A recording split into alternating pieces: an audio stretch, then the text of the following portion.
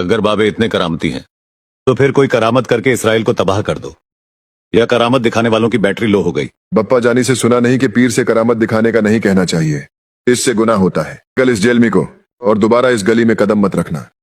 रखूंगा, और जिस दिन रखूंगा यहाँ शिर्क नहीं होगा, तुम सबको नजदी बना दूंगा। चल रुको जरा, सब्र करो। अली भाई ने पैगाम भेजा है तुमको, बहुत ही बढ़िया ऑफर लेकर आए हैं तुम्हारे वास्ते। हमारा प्लम्बरी फिरका ज्वाइन कर लो। अबे तुम सारे प्लम्बरी एक नंबर के हरामी हो, हरामी सालो। कादियानियों से माल लेकर खाते हो और भोंकते मुसलमानों पे हो। भाड़ में जाए तेरी ऑफर और तेरा वो इमाम भगोड़ा मिर्जा प्लम्बर। साला तुमको बढ़िया ऑफर दिया है, कादियानियों से मिलने वाली रकम में से बड़ा हिस्सा देंगे तुमको, ऐसी वाले कमरे में तुमको बैठाएंगे। अरे जर्मनी, फ्रांस, अमेरिका से माल आता है, बाहर की करेंसी होती है, बाहर की। बोल अली भाई इंतजार।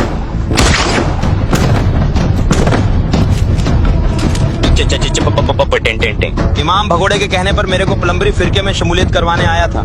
चल हट साला प्लम्बरी। कान खोलकर सुन लो सारे, तुमको भी इस प्लम्बरी के साथ लिटा दूंगा। अब अगर कोई मेरे पास कादियानियों का शट्टा बनकर प्लम्बरी फिरके की दावत लेकर आया तो फाड़ दूंगा उसकी। फितनों का कला कमा करने के लिए आपको उसी मैदान में उतरना पड़ेगा। प्लम्बरी फ़िरके के बानी को हम इल्मी तौर पर जवाब दे रहे थे, लेकिन इस फ़िरके के छोकरों ने फ़िल्मों पर लिपसिंग करके औलिया किराम की गुस्ताखी करनी शुरू कर दी।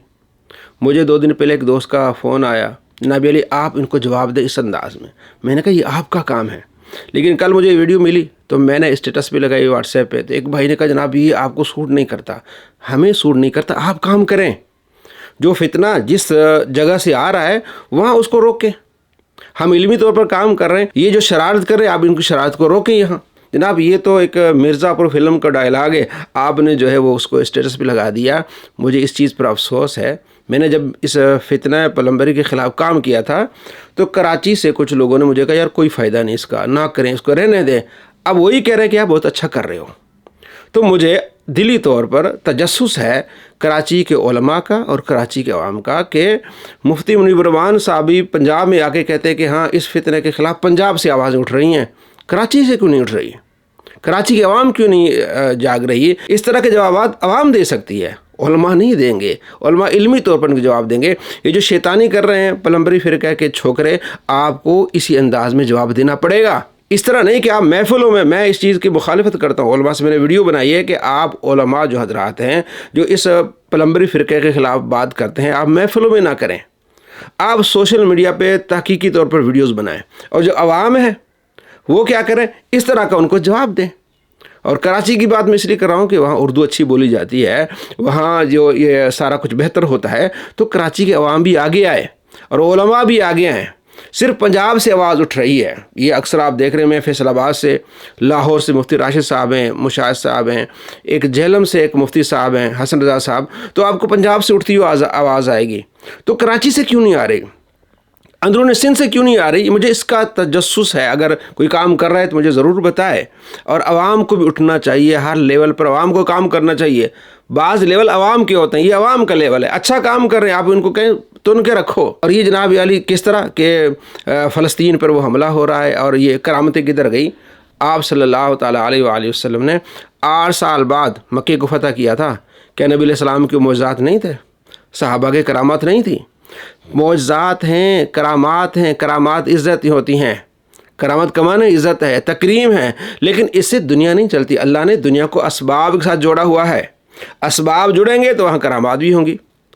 ग़ज़वे अहज़ाब में आप सल्लल्लाहु ताला अलैहि वसल्लम ने सहाबा को हुक्म दिया कि आप खंदके खोदें, और खंदके खोदते हुए कई मोज़ात का ज़ुहूर हुआ। अब ये नहीं कि जनाब अली आप अलैहिस्सलाम दुआ करें और वहाँ इस तरह गड़े बन जाएं, वो खुद मर जाएं और ये हो जाए। अल्लाह ने दुनिया को असबाब के साथ जोड़ा हुआ है, तो जाएं फ़लस्तीन में जिहाद करें, करामतों का ज़ुहूर होगा।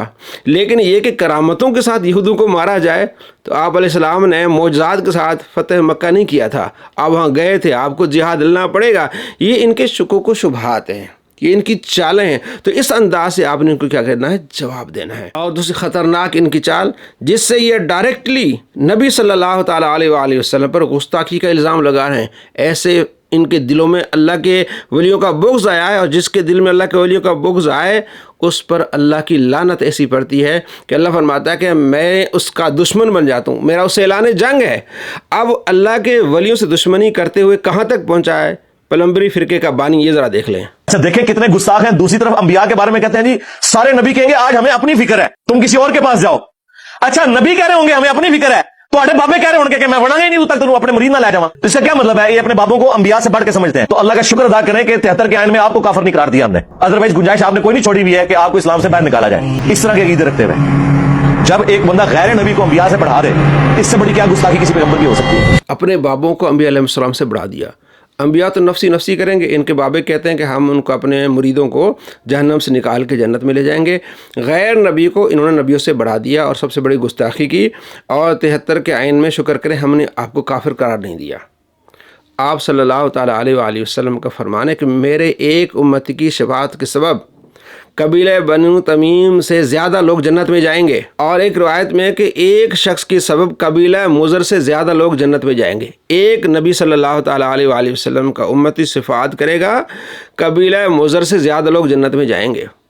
اب یہ سارے اعتراضات نبی علیہ السلام پر آتے ہیں اس کے کہ نبی نے ایک غیر نبی کو انبیاء علیہ السلام سے بڑھا دیا. یہی ہوگا نا پھر کہ آپ صلی اللہ تعالیٰ علیہ وآلہ وسلم فرما رہے ہیں ایک میرا امتی قبیلہ بنو تمیم کے سے زیادہ لوگوں کی شفاعت کرے گا. وہاں نبی نفسی نفسی کر رہے ہوں گے، اور یہاں کیا ہے جناب علی، ایک شخص اتنے لوگوں کو جنت میں لے کے جا رہا ہے، قبیلہ مضر سے زیادہ لوگوں کو جنت میں لے کے جا رہا ہے. اب یہ ڈائریکٹلی نبی صلی اللہ تعالیٰ علیہ وآلہ وسلم کی گستاخی کر رہا ہے. یہ تو اپنے بھرم میں کہہ رہا تھا کہ جناب علی یہ گستاخ ہیں، ہم تو نبی صلی اللہ تعالیٰ علیہ وآلہ وسلم کا فرمان آپ کو سنا رہے ہیں. نسائی میں حدیث ہے، آپ صلی اللہ تعالیٰ علیہ وآلہ وسلم فرماتے ہیں کہ قیامت کے دن ایک نمازی دوسری نمازی کو جہنم سے پکڑ کے جنت میں لے کے جائے گا. بلکہ بخاری میں حدیث ہے کہ جس طرح دنیا کے معاملات میں حق لینے کے لیے دوسروں سے لڑتے ہو، اللہ کی بارگاہ میں جھگڑا کرو گے کہ یا اللہ یہ میرے ساتھ نمازی پڑھتا تھا، یہ میرے ساتھ روزے رکھتا تھا، یہ میرے ساتھ حج کرتا تھا، یہ جہنم میں کیوں؟ تو اللہ فرمائے گا ان کو پکڑ کے جنت میں لے کے جاؤ. اور نسائی میں الفاظ ہیں 5013 کہ جس کے دل میں رائی کے دانے کے برابر بھی ایمان ہوگا ان کو جہنم سے نکال کے جنت میں لے کے جائیں گے. عام نمازی تو نمازی جہنم سے جنت کی طرف لے کے جا رہے ہیں تو اللہ کے ولی نہیں ہوں گے. اور بخاری میں حدیث ہے کہ فرشتے شفاعت کریں گے، انبیاء علیہ السلام شفاعت کریں گے، مومن شفاعت کریں گے. اصل بات یہ ہے کہ قیامت کے شروع میں نفسی نفسی کا عالم ہوگا. انبیاء علیہ السلام بھی کہیں گے اذهبوا الی غیری. آپ صلی اللہ تعالیٰ علیہ وآلہ وسلم کے پاس سارا جہان آئے گا، آپ علیہ السلام شفاعت کریں گے، یہاں شفاعت کا دروازہ کھلے گا. پھر نبی بھی شفاعت کریں گے، ولی بھی شفاعت کریں گے، فرشتے بھی شفاعت کریں گے، چھوٹے بچے شفاعت کریں گے، قرآن شفاعت کرے گا، نماز شفاعت کرے گا. ایک مسلمان بنو تمیم قبیلے سے زیادہ لوگوں کی شفاعت کرے گا. یہ اس طرح ہے دین پورا. یہ کیا کرتے ہیں، شروع والی بات لے کے تو اولیاء کرام کی دشمنی میں آ کے کہتے جناب انہوں نے ایک غیر نبی کو نبی سے بڑھا دیا. جب بھی کوئی ولی شفاعت کرے گا نبی علیہ السلام کی شفاعت کے بعد، جب کوئی فرشتہ شفاعت کرے گا نبی علیہ السلام کی شفاعت کے بعد، اسے کہتے ہیں شفاعت کبریٰ. شفاعت کبریٰ کے بعد قرآن شفاعت کرے گا، شفاعت کبریٰ کے بعد. اگر اس طرح جنرل بات کی جائے، چھوٹے مسلم حدیث ہے چھوٹے بچے اپنے والدین کو پکڑ کے جنت میں لے کے جائیں گے. چھوٹے بچے جو نبی نہیں ہے، بالغ بھی نہیں ہوئے. تو کیا آپ صلی اللہ تعالیٰ علیہ وآلہ وسلم نعوذ باللہ گستاخی کر رہے ہیں کہ انبیاء نفسی نفسی کر رہے ہیں اور چھوٹے بچے اپنے والدین کو پکڑ کے جنت میں لے کے جا رہے ہیں؟ یہ جھوٹے لوگ ہیں، دین میں بگاڑ پیدا کرتے ہیں. اصل اس طرح ہے کہ آپ صلی اللہ تعالیٰ علیہ وآلہ وسلم کا سارا جہاں آئے گا، آپ علیہ السلام شفاعت کریں گے، اس کے بعد شفاعت کا دروازہ کھلے گا. پھر رسول بھی شفاعت کریں گے، نبی شفاعت کریں گے، ایک شہید 70 لوگوں کی شفاعت کرے گا. یہ ہے پورا دین. لیکن یہ لوگ اللہ کے ولیوں کے بغض میں پڑے ہیں، ان پر اتنی لعنت پڑ رہی ہے کہ یہ فتویٰ دے رہے ہیں نبی صلی اللہ تعالیٰ علیہ وآلہ وسلم کے خلاف.